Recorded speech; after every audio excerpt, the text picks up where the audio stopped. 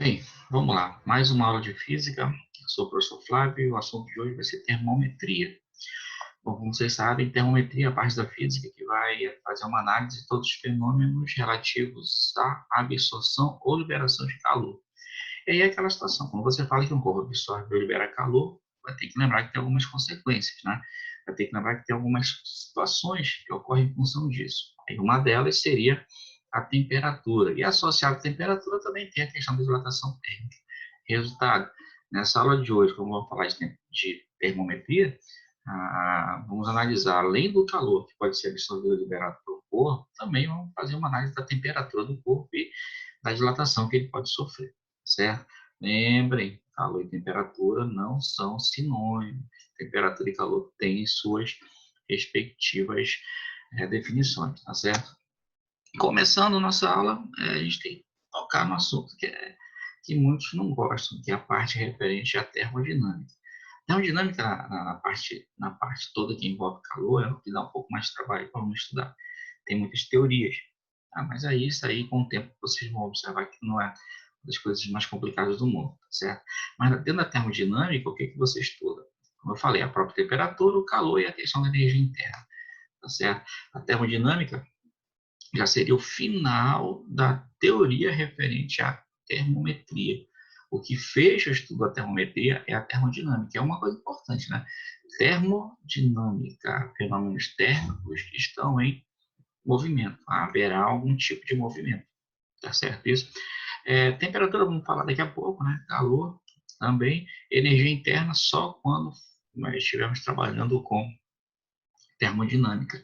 Um exemplo interessante de estudo é um motor, que tem a questão do funcionamento, porque a questão do funcionamento de um motor de um automóvel, assim como qualquer motor, que funciona à base de liberação de calor, que são o que a gente chama em física de motor à explosão, né? E aquela situação, por que a explosão?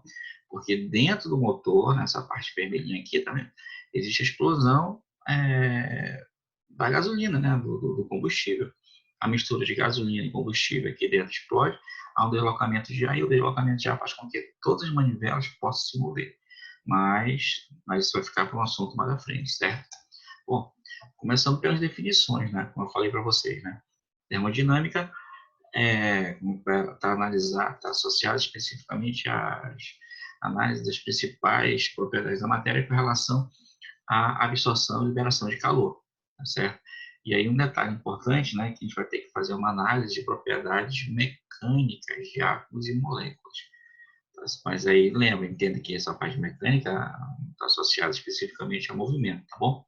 Agora sim, temperatura. Temperatura tem algumas definições que dão essa daqui: grau de quentura ou frialdade de um corpo, né? Eu coloquei esse daqui porque eu achei bem interessante que a gente fala quente ou frio, né? Correto? E aí, quando se fala quente ou frio, tu tem que entender, cada um de vocês tem que entender que tu tá falando basicamente de uma medida, tá querendo expressar uma medida do quanto ele tá quente ou do quanto ele tá frio, tá certo? Agora, se você for levar ao pé da letra, o que que seria? A medida da energia cinética média de um corpo. E aí você pensa, energia cinética média, lembra, energia cinética está associada a movimento, né? Está associada a movimento, tu pode ter como definição a temperatura sendo a medida do grau de movimentação das moléculas do corpo. Aí lembra, movimentação molecular média, ok? Por que média? Porque nós não temos como determinar uma movimentação instantânea num determinado instante. Então você sempre calcula uma média para tudo que você tem, tá certo?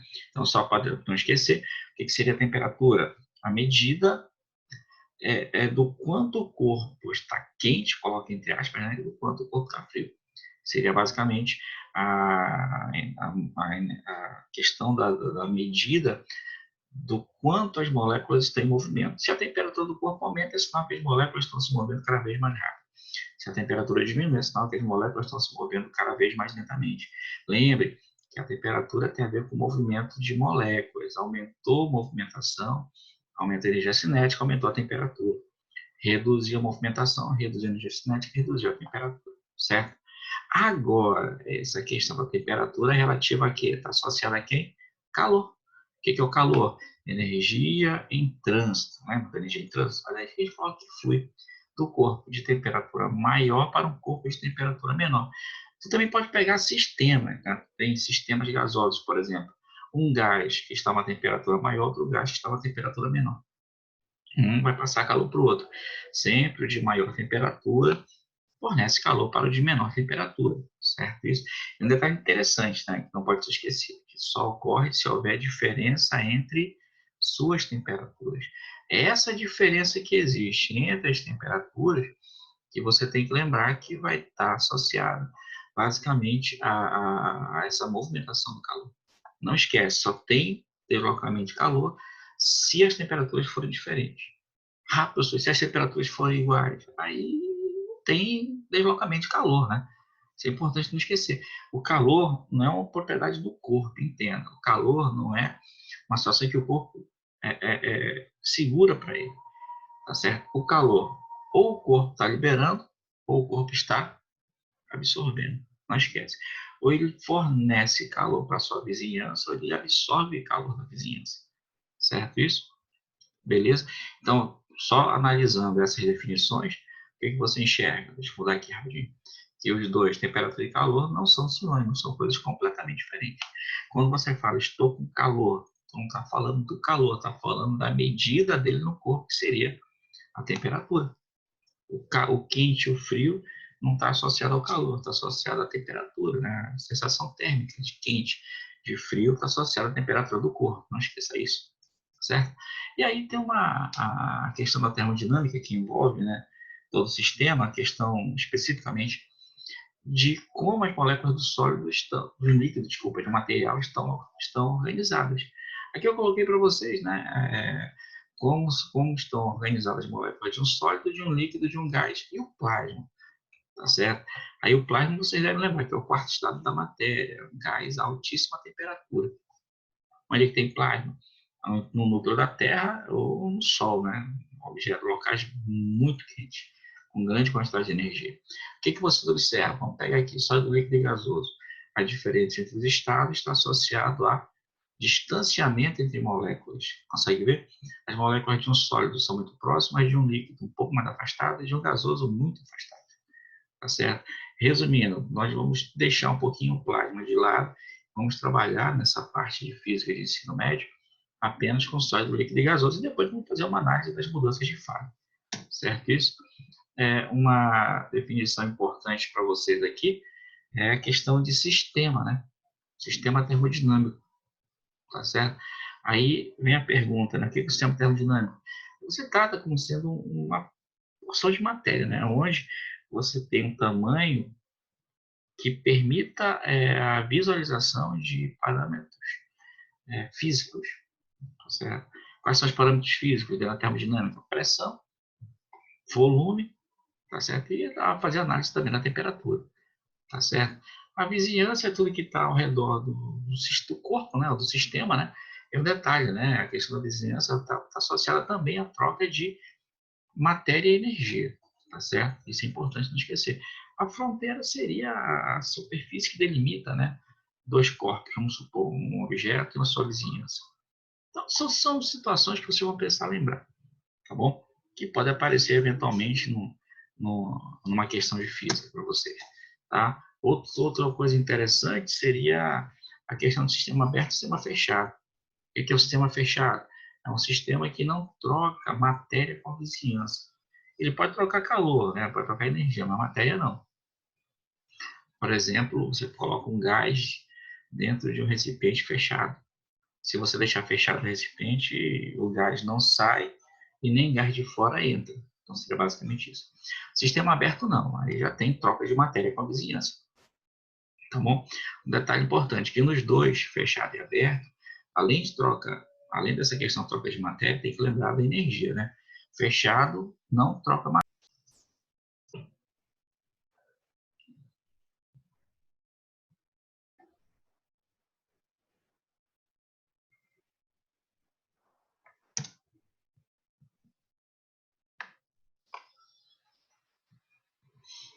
Bem, voltando aqui, né? Então, nesse caso aí, sistema fechado não troca matéria, mas pode trocar energia, e o aberto troca matéria e troca energia com a vizinhança. Outra situação importante para vocês seria essa definição aqui de paredes diatérmicas, né? Beleza? Parede diatérmica são paredes que permitem transferir de energia, né, na forma de calor. Adiabáticas não, são paredes que não permitem a transferência de calor, tá certo? Paredes móveis ou fixas, elas permitem a transferência de energia na forma de trabalho. O sistema isolado é um sistema que não troca nem matéria nem energia com a vizinhança.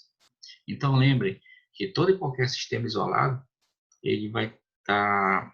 ele não vai receber calor, né? Imagina isso, tá certo? Tudo bem? Continuando. Outra coisa importante para vocês é a notação de equilíbrio térmico. Né? Equilíbrio térmico é a situação em que os corpos têm a mesma temperatura. Por exemplo, aqui, ó, uma coisa importante para vocês. Quando você fala em calor e frio, né, os corpos quentes, eles representam por uma cor vermelha, o frio, uma cor azul. Então, quando você tem dois corpos próximos e coloca os dois em contato, né, como na segunda figura, o que deve acontecer? Calor flui entre eles, sempre de temperatura maior para a temperatura menor. Beleza? Então, nessa condição, um cede calor e outro recebe. Aí lembra a teoria, né? Se um cede calor, as moléculas perdem energia e a temperatura diminui. Se o outro absorve calor, as moléculas ganham energia, ficam mais vibrantes. E ficando mais vibrantes, a temperatura aumenta. Lembra que essa questão da temperatura ligada ao calor sempre vai estar mostrando para vocês que a absorção e a liberação de calor faz com que as moléculas variem sua movimentação. Lembra isso. Temperatura maior, maior movimentação molecular. Temperatura menor, menor movimentação molecular. Certo? Aqui, o que aconteceu? O corpo de maior temperatura cedeu calor para o corpo de menor temperatura. A temperatura de um diminuiu, do outro aumentou, até que chegou o momento que as temperaturas tornam-se iguais. Nesse caso, da troca de calor, né, você tem um sistema de equilíbrio térmico. Aqui, o que você diz? Que o calor fornecido por um vai ser o mesmo calor absorvido pelo outro. Tá certo? Mas não esquece, é um sistema onde todos os corpos têm a mesma temperatura. E aí o detalhe, quando há equilíbrio térmico, não há mais troca de calor. Tá bom? Lembrem disso. Beleza? A outra coisa importante para vocês com relação à temperatura, a lei zero, né? A lei zero da termodinâmica, ela está associada ao sentido do fluxo de calor, ao sentido da movimentação do calor, que sempre vai do cara de temperatura maior para o cara de temperatura menor, nunca o contrário. Tá certo isso? Aí já tem a questão da temperatura também, né? A questão segundo a lei zero, né? A temperatura ela está associada à determinação de um corpo, se está em equilíbrio térmico com outros ou não. Seria basicamente isso. Tá bom? Só uma teoriazinha para você lembrar. Tá beleza? E vamos começar onde nós queremos, que são as análises termométricas, não é isso? No caso, vamos pegar os termômetros e as escalas de temperatura. Quais são as principais? Celsius, Fahrenheit e Kelvin. Todos eles, Celsius, Fahrenheit e Kelvin, quando foram construir essas escalas de temperatura, eles adotaram pontos fixos de temperatura para um determinado estado da matéria. Bom, matéria pode ser qualquer coisa, né? Mas o que eles usaram para representar suas escalas? A água. Por que água? Porque era mais simples de analisar. A água, você pode ver a água no estado líquido, no estado sólido, no estado gasoso. Como você pode ver facilmente isso, eles preferiram usar água. Beleza. No caso, o que eles estipularam, né? É que o primeiro ponto fixo, vou colocar aqui para vocês, né? O primeiro ponto fixo seria associado à água, a água sofrendo a água no estado sólido. Vou colocar aqui para vocês. O primeiro ponto fixo aqui seria a água no estado sólido, seria a fusão, né? E o segundo ponto fixo seria a água no estado... não é no estado, é sofrendo vaporização, né? Mudando de fase do estado líquido para o estado gasoso. Tá? Então, eles consideraram a fusão, o primeiro ponto fixo, e a ebulição, né, da água, o segundo ponto fixo para análise. E aí, cada um, em função da sua escala, definiu esses valores. O Celsius, na escala dele, ele colocou para fusão do gelo, né, passagem do estado sólido para o estado líquido, lembra? A temperatura 0 grau, ou seja, ele disse que o gelo começa a virar água quando a temperatura é 0 grau. Absorve calor a partir da temperatura inicial 0 grau. Fahrenheit já adotou outro termo, 32 e Kelvin 273. Para a ebulição, que é a fervura da água, quais são os valores que eles adotaram? 100, 212 e 373. É preciso saber de qual salteado é necessário. É importante que você saiba isso na ponta da língua, tá? Não vai esquecer isso. Tá, beleza? Essa relação aqui, desse termômetro, já mostra que as temperaturas no mesmo estado, na mesma fase, são correlacionadas.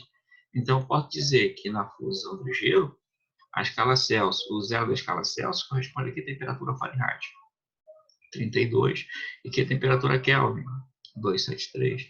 A ebulição da água, né, a fervura da água, passagem do estado líquido para o estado gasoso, na escala Celsius foi 100, na Fahrenheit 212, na Kelvin 373. Então, analisando esses termômetros, já tem uma ideia de que essas temperaturas estão relacionadas, tá certo? Outra coisa importante é observar, né, um dado histórico de como cada um foi criado, né, as convenções que eles usaram. Celsius, para vocês darem uma lida nessa parte, tá bom? Celsius, ele criou seu termômetro, dividindo sua escala entre 0 e 100, de tal modo que cada escala de temperatura, né, ela tem uma variação de 1 grau, basicamente isso.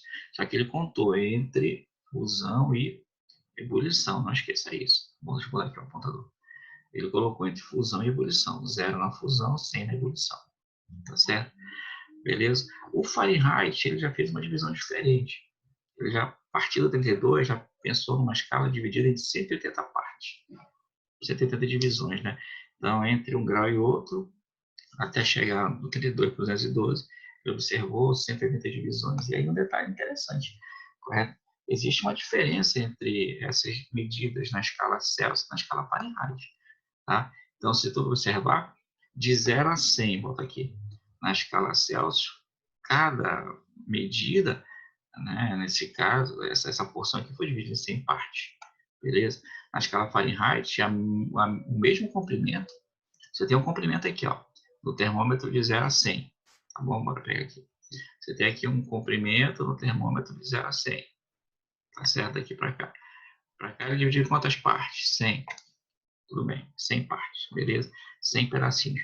O Fahrenheit é dividido em 180 partes, tá bom? Isso quer dizer que cada parte associada à unidade de medida da escala Fahrenheit tem um comprimento menor que na escala Celsius. Essa é a questão. E como é que eu provo isso? Analisando o comprimento. O comprimento entre fusão e ebulição dos dois termômetros é o mesmo, só que um dividido em 180 partes e o outro dividido em 100 partes.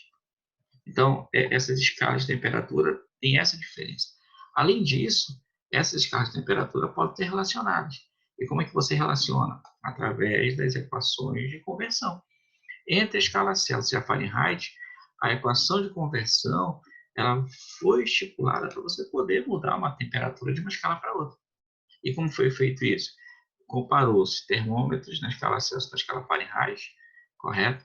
Entre fusão e ebulição, 0, 32, 100, 212, e montou uma equação que relacionava duas temperaturas intermediárias, tá certo?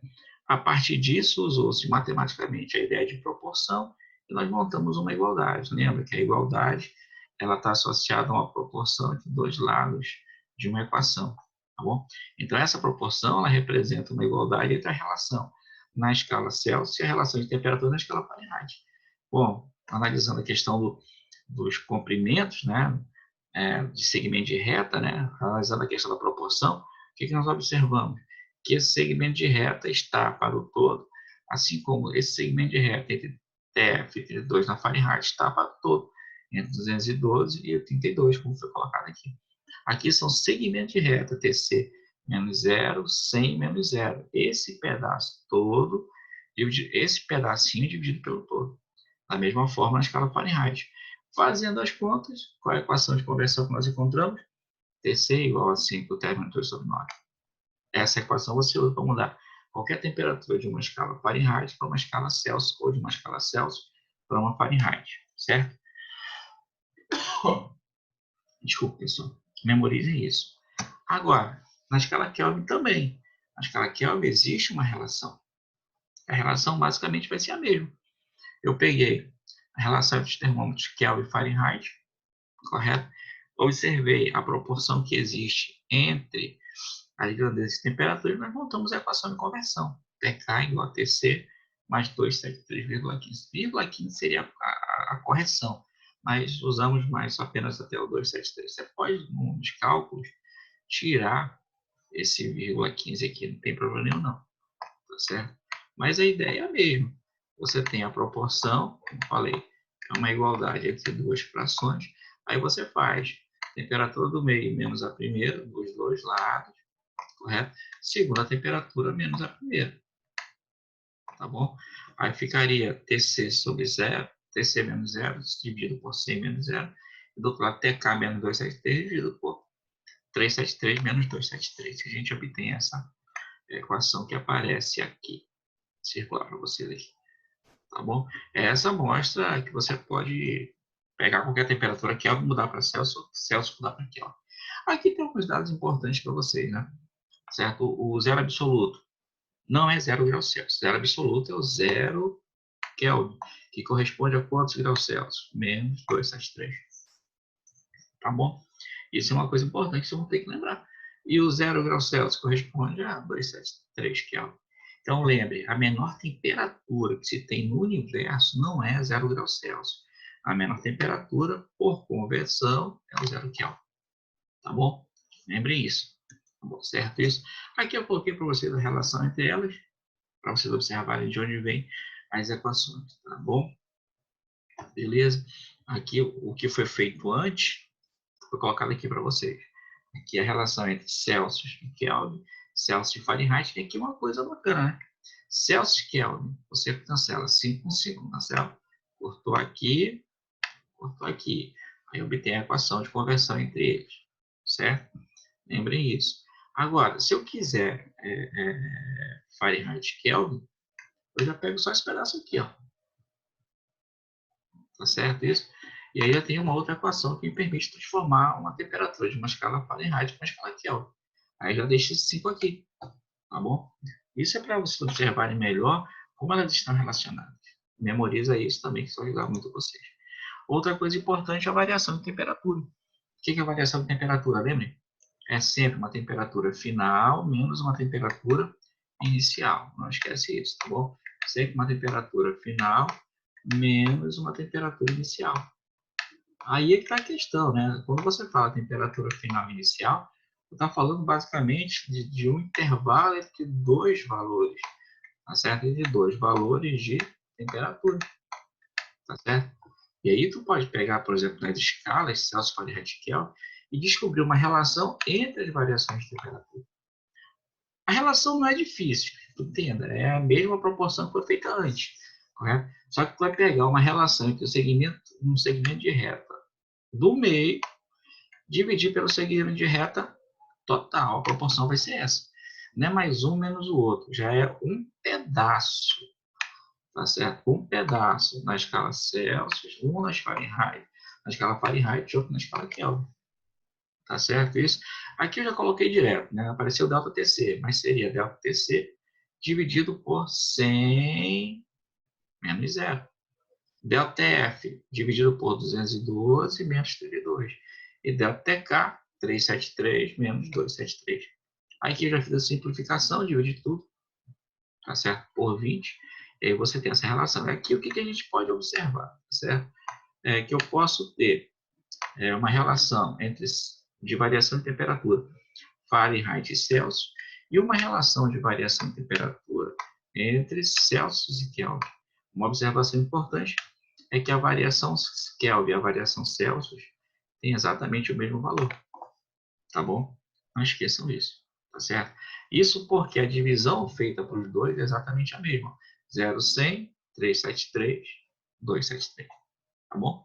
Memoriza isso para que tudo dê certo. Beleza? Aqui um detalhe interessante seria o ponto triplo da água, né? O que é o ponto triplo da água? É um valor associado à temperatura sujeito a uma determinada pressão para a qual você tem a água, sim, nos 3 estados da matéria, sólido, líquido e gasoso. Certo? Beleza? Só uma teoriazinha que vocês vão precisar não esquecer. Continuando nossa aula, um dos efeitos associados à absorção de calor ou liberação de calor é a dilatação térmica. Como eu falei, vamos analisar apenas sólidos e líquidos. E aí, o que tu vai ter que lembrar? Que a dilatação térmica é um fenômeno associado à variação de temperatura. Só existe dilatação se a temperatura varia. Por quê? Porque, lembra, temperatura é grau de movimento das moléculas de um corpo. Se a temperatura de um corpo aumenta, as moléculas ficam mais vibrantes. Isso faz com que essas moléculas tendem a se afastar um pouco mais. E essas moléculas se afastando um pouco mais vão fazer com que o tamanho total do corpo tenha um aumento. Se você reduzir a temperatura de um corpo, lembra que reduzir a temperatura está associado ao fato de que ele está perdendo calor. Perdendo calor, a temperatura do corpo diminui, as moléculas ficam menos vibrantes, ficando mais lentas, menos vibrantes, elas ficam mais próximas, fazendo com que o tamanho total do corpo diminua.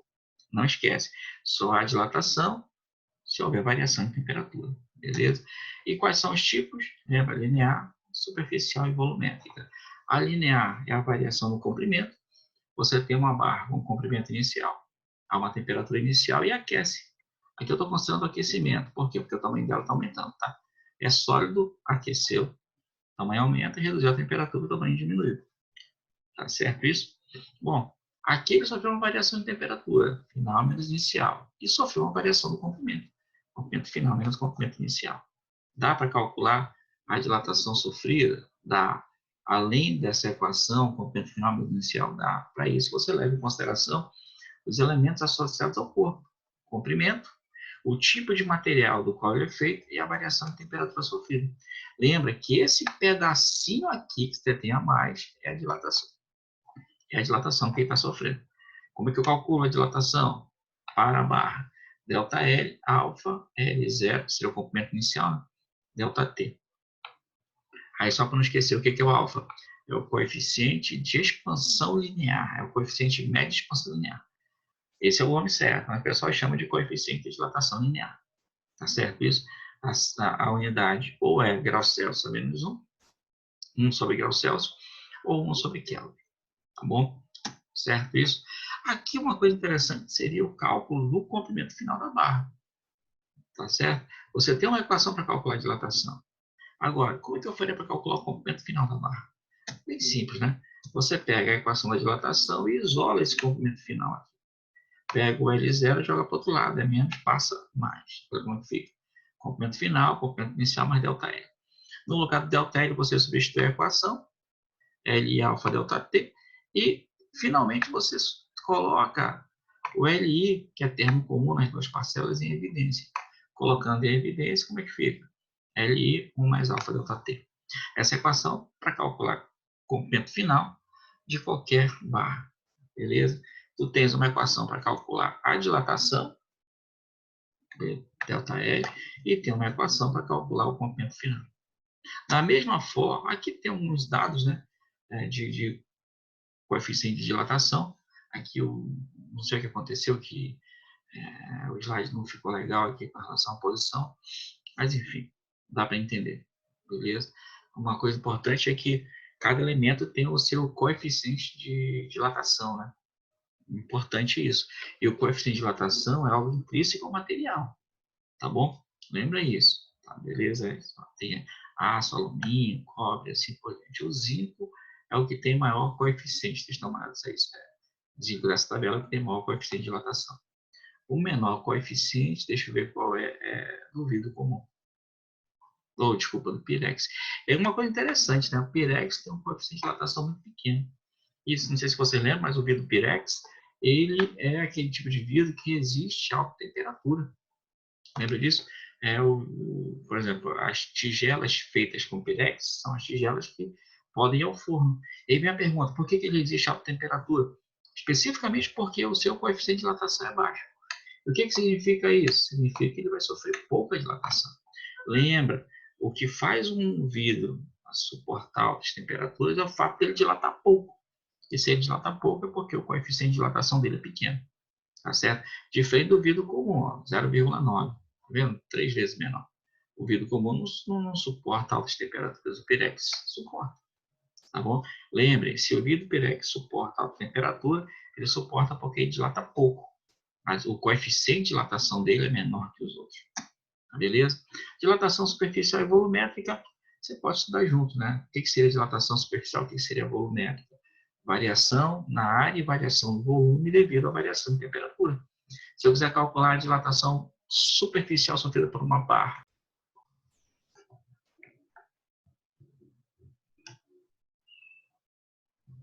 só voltar aqui.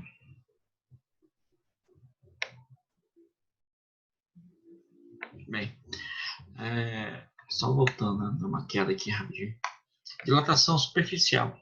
Dilatação volumétrica é a dilatação que ocorre, nesse caso, em placas, né, e caixas, vamos supor assim.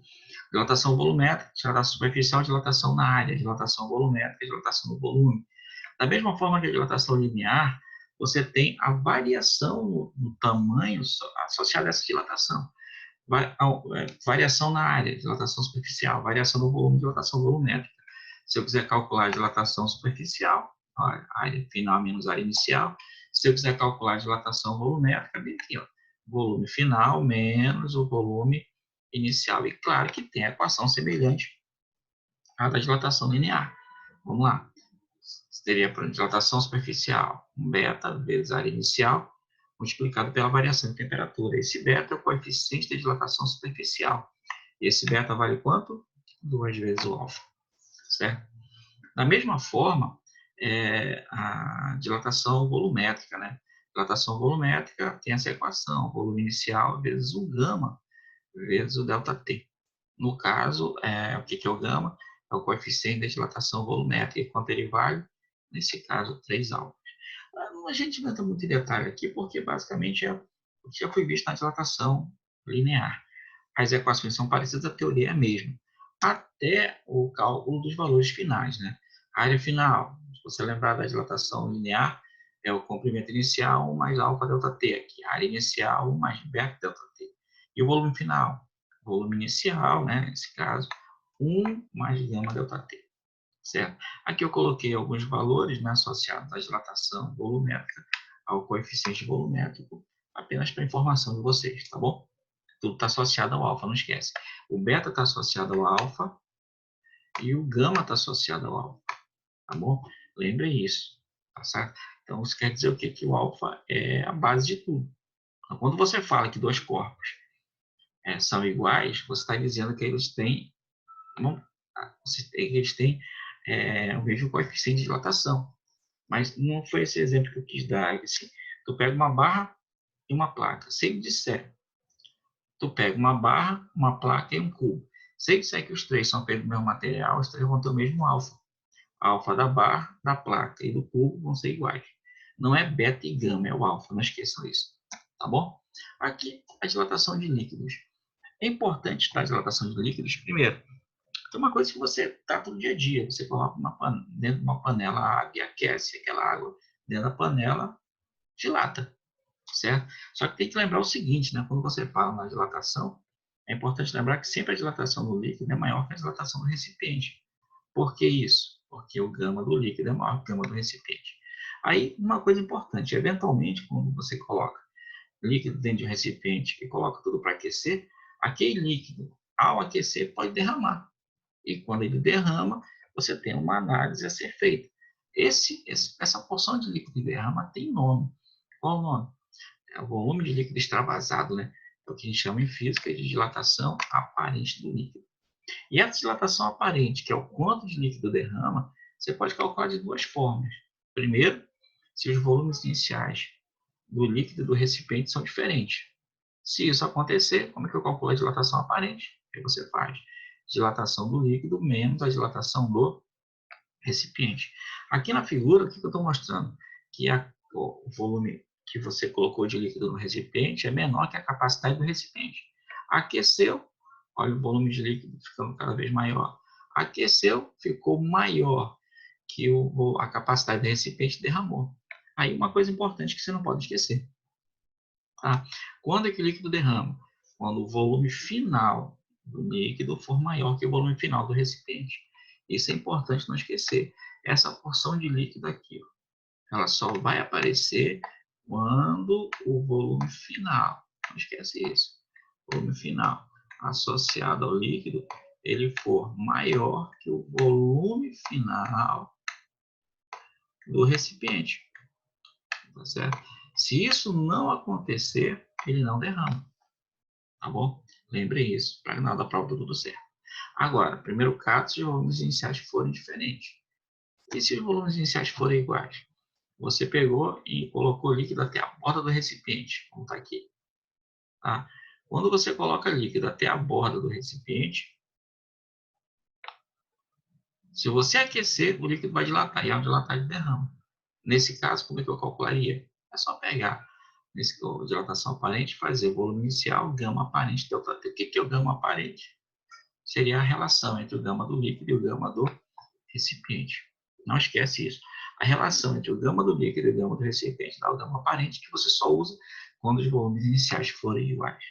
Tudo bem? Certo? Nessa parte da dilatação aqui, vimos dilatação de sólidos e líquidos, e dos três, o que pode dar um pouco mais de trabalho para vocês, a dilatação de líquido, tá bom? Tem um dado interessante com relação à dilatação, que é o comportamento da água. Tudo bem? A água, ela, como eu falei, ela pode se encontrar no estado sólido, no estado líquido e no estado gasoso. Você pode ver isso. Mas ela tem uma situação interessante, que é, quando está no estado líquido, ela tem uma organização molecular. Mas quando está no estado sólido, ela cria o que a gente chama de formação de cristais, né? Cristais de gelo, tá certo? E essa formação de cristal, ela tem uma conotação um pouquinho diferente, né? Ou seja, a água, quando congela, essas moléculas se organizam para formar cristais de gelo. E uma coisa interessante é que, olha a figura, no estado líquido, as moléculas de água têm uma certa distância. Quando passa para o estado sólido, nesse caso vira gelo, né, que forma os cristais, a distância das moléculas fica maior. E aí, claro, o que você vai ter que lembrar? Que a água, quando congela, passa a ter um volume maior ou menor que no estado líquido? Maior. Se nesse caso, no estado sólido, as moléculas, para formar um cristal, acabam se afastando um pouco mais, a tendência é que o volume total do material tenda a aumentar. Nessa organização, no estado líquido você vai ter um volume, no estado sólido, para a água, você vai ter um volume maior. Aí entra aquela ideia, né? Porque que a água, quando é colocada dentro de uma garrafa, colocada no congelador, no momento que ela congela, ela quebra a garrafa. Porque nessa configuração, você vai ter a água congelando, aumentando o volume, e o recipiente de vidro resfriando, reduzindo o volume. Então você vai ter um aumentando e outro reduzindo. A pressão é tão grande, tão grande, tão grande, o vidro não suporta a pressão e acaba quebrando. Aqui eu coloquei para vocês dois gráficos, um do volume e outro da densidade, para mostrar isso. Tá bom? Nesse caso, o que eu peguei? Um gráfico do volume, que nesse caso será considerado da seguinte forma. Tá? Para ficar mais fácil, vamos considerar que o líquido está sofrendo uma redução de temperatura. Se você reduzir a temperatura do líquido, o que acontece? À medida que a temperatura vai baixando, as moléculas vão ficando cada vez mais próximas. Só que, se isso acontece, o que acontece com o volume? Diminui. Se o volume diminui, lembra, a densidade tem que aumentar. Tudo isso porque, lembra, densidade e volume sempre são inversamente proporcionais, ok? Se o volume diminui, na redução de temperatura, o que acontece com a densidade? Aumenta. Só que essa redução de volume tem um caráter interessante, que é a temperatura de 4 graus Celsius. Até 4 graus Celsius, se você reduzir a temperatura, o volume diminui. A partir de 4 graus Celsius, as moléculas começam a se organizar para virar um sólido. E para virar um sólido, elas têm que formar uma rede de cristal. E para formar essa rede de cristal, o que deve acontecer? As moléculas devem se rearranjar para fazer com que forme a rede cristalina, deixando as moléculas um pouco mais distantes uma da outra. A partir de 4 graus Celsius, nessa nova organização, as moléculas passam a ficar mais distantes, fazendo com que o volume tenda a ficar cada vez maior. Só que se o volume aumenta, o que acontece com a densidade do material?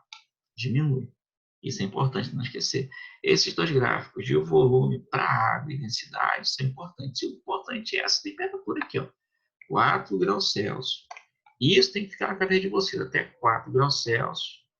você tem na redução de temperatura, redução de volume a partir de 4 graus Celsius, a temperatura continua reduzindo, só que o volume começa a aumentar. O inverso ocorre para a densidade. Até 4 graus Celsius a densidade aumenta, a partir de 4 graus Celsius a densidade diminui. Aí tem uma situação, correto? Volta naquela figura do iceberg. Cadê a figura do iceberg? Deixa eu ver se eu trago para vocês. A figura do iceberg. Tá aí. Você tem, nessa configuração, o gelo flutuando na água, não tem? Por que você tem uma parte do gelo fora da água e uma parte do gelo dentro da água? Porque o gelo, que é água no estado sólido, tem um volume maior do que tinha antes, automaticamente a densidade vai ser menor. Resultado, o gelo, quando se cria, tem uma densidade menor que a água. Por isso que você tem uma porção fora e outra porção dentro. E um detalhe importante, né? A diferença que existe entre eles é de 90%, ou seja, o gelo tem uma densidade que é 90% da densidade da água, certo? Isso a gente vai ver bem em hidrostática quando for estudar. Isso é importante não esquecer, tá bom? Com relação à dilatação, é isso que vocês vão precisar lembrar, tá certo? Agora, para encerrar a nossa aula, calorimetria. Já foi falado para vocês sobre calorimetria anteriormente, sobre calor, basicamente, né? Energia que flui do corpo de temperatura maior para o corpo de temperatura menor. Não esquece isso, tá bom? Aqui, se você for analisar a energia interna, só para que você não esqueça, energia interna está associada à energia de movimento também, energia cinética. Então, nessa situação, o que você diz? Que na movimentação do calor, a energia interna de um sistema diminui, a energia interna do que está recebendo calor tem que aumentar, tá bom? Aqui a questão de unidade que você usa para representar o calor. Tá? A principal é Joule, é um sistema internacional. Mas você pode ter também o caloria, que é outra forma de você representar o calor. Existe uma relação entre eles? Existe. Qual é? Uma caloria, nesse caso, vale, vou tomar uma vírgula bem aqui, é 1 quilocaloria aqui, tá certo? Na verdade, isso aqui eu digitei errado, vou consertar aqui para vocês. No caso aqui, o que eu vou ter que lembrar? Que uma caloria, vou colocar aqui para vocês, né? Esse aqui está errado, bem aqui tem uma vírgula, faltou uma vírgula bem aqui. Uma caloria equivale a aproximadamente 4,2 joules, 4,76 joules. Tá certo? Agora aqui sim está certo, né? É que uma caloria são 1.000 calorias, 1 quilocaloria equivale a 4.106 quilojoules. Essa tá certo. Tá bom? Faltou só uma vírgula aqui. Se vocês forem anotar, vocês consertem para mim, por favor. Então, são duas unidades possíveis, caloria e joule. As duas são utilizáveis, né? Só que existe uma relação entre elas, que é o equivalente térmico, que a gente chama de equivalente térmico, que é o equivalente entre caloria e joule. O que se observou? Que cada caloria de energia equivale a 4,186 joules. Alguns colocam 4,2. Arredonda isso aqui para 2, né? Joules. Outros colocam apenas 4. Aí você pensa, qual que eu vou saber que eu vou ter que usar? Vai depender da questão, claro. A questão vai dizer para você se tu vai usar 4,2 ou 4. Mas tem que memorizar isso, tá certo? Outra situação interessante, quando você fala de calor, é a capacidade térmica do corpo, tá bom? No caso aí, a capacidade térmica do corpo nada mais é que a quantidade de calor absorvida por um corpo a sofrer uma variação de temperatura de 1 grau Celsius. Como é que se calcula a capacidade térmica? O calor dividido pela variação de temperatura. A unidade pode ser joules por Kelvin ou, nesse caso, caloria por grau Celsius. Aqui eu coloquei um exemplo para vocês, com relação à capacidade térmica, dá só uma olhada. É um corpo menor, massa menor, recebendo uma quantidade de calor sem calorias. Um corpo maior recebendo a mesma quantidade de calor. O que você observa? Que o corpo menor tem uma variação de temperatura maior, 20 graus Celsius, que o corpo menor, né? Tem uma variação de temperatura maior que o corpo menor, tá certo? Isso tem a ver com a distribuição de calor ao longo do corpo, a quantidade de moléculas que tem para gerar movimentação. Isso é interessante. No caso, esse corpo menor, ele consegue, com a mesma quantidade de calor, sofrer uma variação de temperatura maior. E isso vai estar associado a quem? Ao calor específico do material. O calor específico faz com que isso aconteça. E o calor específico está dentro da capacidade térmica. O calor específico é a relação entre massa e capacidade térmica, não é isso? O calor específico ele mostra que um corpo pode sofrer uma variação de temperatura maior que o outro, absorvendo a mesma quantidade de calor. Isso não pode ser esquecido, tá bom? Lembra, o calor específico ele também está associado à resistência do material à variação de temperatura. Quanto maior for o calor específico do material, menor a variação de temperatura. Menor o calor específico, maior a variação de temperatura. E aí um detalhe, você tem 3 corpos com massas diferentes, consegue ver? Feitos do mesmo material. Se tem o mesmo material, obviamente vai ter o mesmo calor específico. Lembra, calor específico não depende da massa do material. Calor específico é uma característica intrínseca ao corpo. Depende apenas do tipo de material do qual o corpo é feito. Não esquece, calor específico só depende do tipo de material do qual o corpo é feito. Tá bom? É ele que vai dizer se a temperatura vai ser maior ou menor. Aí tem um exemplo, você pode pegar como exemplo a areia da praia, né? Você vai à praia, sol do meio-dia, a areia está muito quente, a água está friazinha. Como é que isso pode ocorrer se os dois absorveram a mesma quantidade de calor? Aí você diz, calores específicos diferentes. A areia aquece mais, porque tem calor específico menor. A água demora para aquecer, porque tem calor específico maior. Certo? Não esquece. Aqui eu coloquei alguns valores de calor específico para vocês. A água é o que tem maior calor específico de todos, não esquece isso. E os metais têm calor específico menor. Dá uma olhada aí. Tudo bem? E aqui é a equação do calor. Como é que se calcula o calor? Bom, se tu pegar a equação da capacidade térmica, calor vai ser capacidade térmica vezes a variação de temperatura. Calor absorvido ou liberado. Mas quem é a capacidade térmica? Massa vezes o calor específico. De tal modo que você encontra essa outra equação para calcular a quantidade de calor, que seria o produto entre a massa, o calor específico do material e a variação de temperatura. É a famosa equação do Ki-macete, tá bom? Ela só vai ser usada para calcular o calor absorvido ou liberado pelo corpo, tá certo? Desde que ele sofra variação de temperatura, especificamente associada à variação de temperatura. Aí você pensa, mas só tem calor associado à variação de temperatura? Não. É um detalhe importante que faltou colocar aqui no slide. Esse calor associado à variação de temperatura tem nome. É o famoso calor sensível. Certo?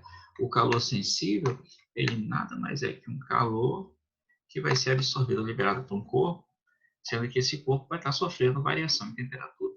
Se o corpo não sofrer variação em temperatura, você chama esse calor de calor latente. Só me desculpe que não sei o que aconteceu com o slide. Mas, enfim, esse calor latente pode ser calculado? Pode. Como é que você faz? M vezes L. Massa vezes o calor latente específico. Um detalhe importante nessa equação é que essa equação é para calcular a quantidade de calor absorvido ou liberado.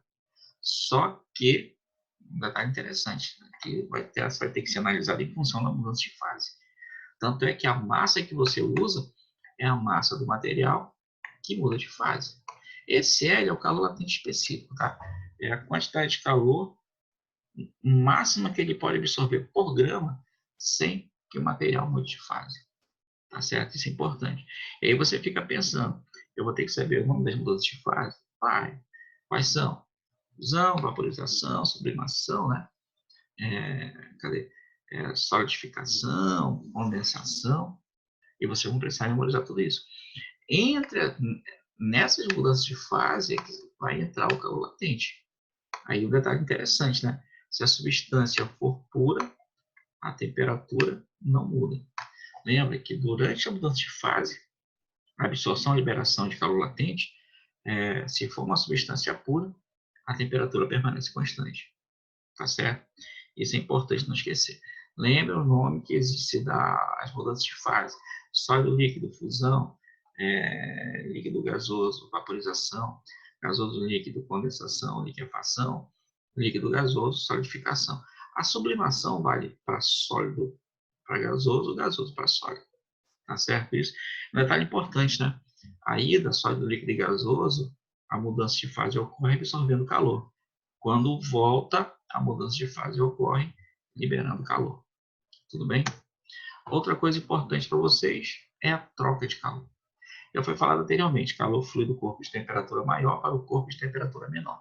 No caso aqui, eu coloquei dois corpos, A e B. A, temperatura maior, cede calor para B, que tem temperatura menor. Nessa situação, o que você vai ter que lembrar?